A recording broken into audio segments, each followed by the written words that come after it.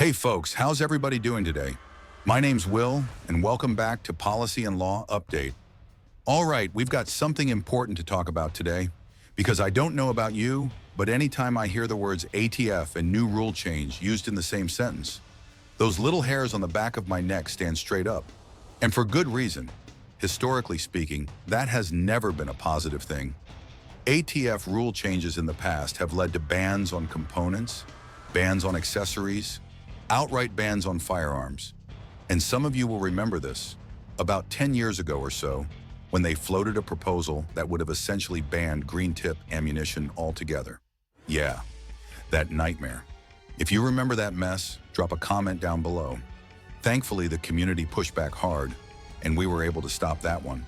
But still, like I said, ATF rule changes have never historically worked in our favor. Well, apparently today, that might be changing.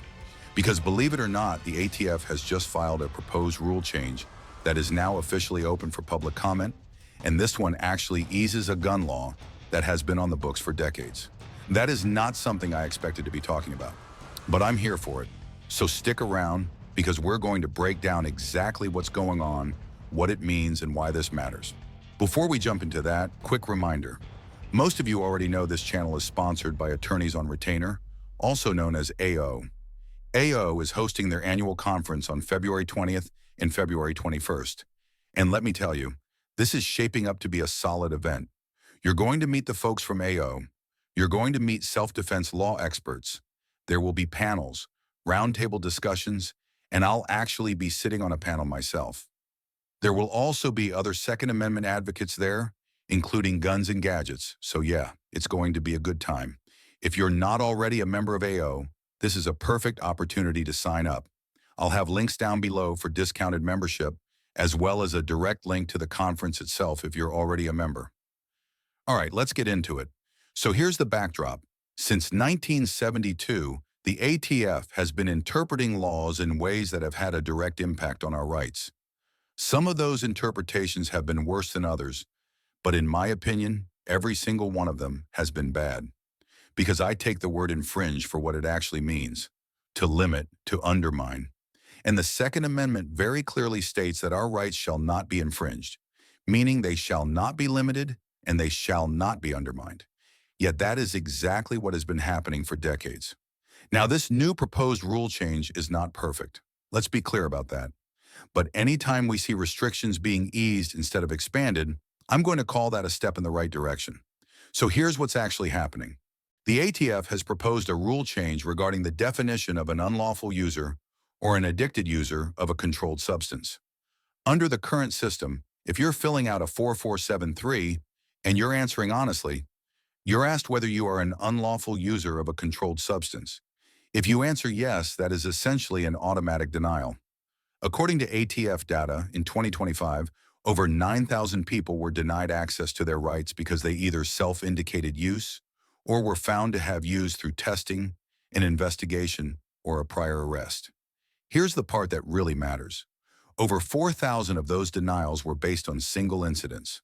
One-time use, not current, not regular, not habitual. The existing rule is extremely tight.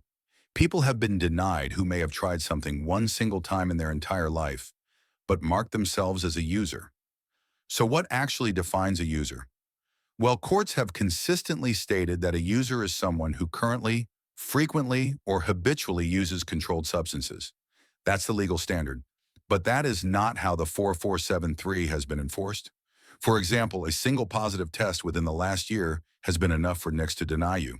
So the form and the legal precedent have not been lining up. This new proposed rule brings those two things closer together. It aligns enforcement more closely with what the courts have already been saying. And there's more. This proposal also eases restrictions for marijuana users who have a valid prescription. Under the new language, someone who uses a controlled substance with a valid prescription, regardless of classification, is not considered an unlawful user. Now let's talk specifics. This rule change focuses on Title 18, United States Code 922, G3. Here's what they want to change. They want to remove a single conviction for use within the past year from automatic prohibition They also want to remove a single positive drug test within the past year as a disqualifier. Under this proposal, you are not an unlawful user if the use was isolated, sporadic, or if the individual has stopped regular use. Minor immaterial deviations from lawful prescriptions also do not make you an unlawful user.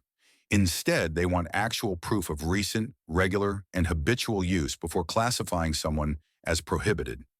If you do not meet those criteria, then under this proposed rule, you would be legally able to select no on the 4473. Now let's talk timeline. The public comment period for this rule runs through June 30th of this year. Different submission methods have different deadlines. For example, if you're submitting comments by mail, they must be postmarked by June 30th. And if you're submitting online, especially if you're on the West Coast, keep this in mind. Comments close at midnight Eastern Standard Time, so don't wait until the last minute and miss the window. Now look, I fully agree that there are a lot of rules that need to be rolled back or eliminated entirely. There are regulations on the books that go far beyond the ATF's actual authority. Those fights are still ahead of us, but a win is still a win. And that's how I'm viewing this.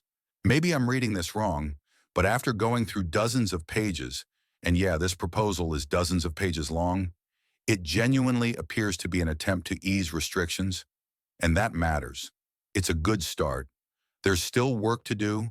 There are still changes needed, but this is movement in the right direction. So I wanted to get this information out to you, make sure you were aware, and let you know what's happening. As always, thank you for watching. I appreciate everyone who subscribes, and if you're not subscribed, but this information helped you, consider hitting that button. Thumbs up are appreciated. They help the channel more than you might think. Take care, stay sharp, and I'll see you on the next one.